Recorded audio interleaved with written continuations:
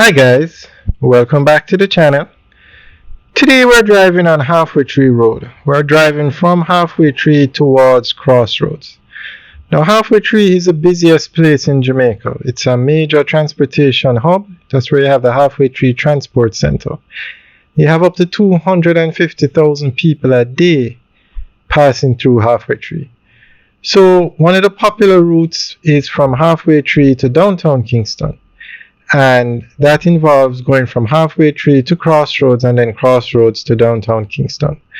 So this route is a very popular route between Halfway Tree and Crossroads.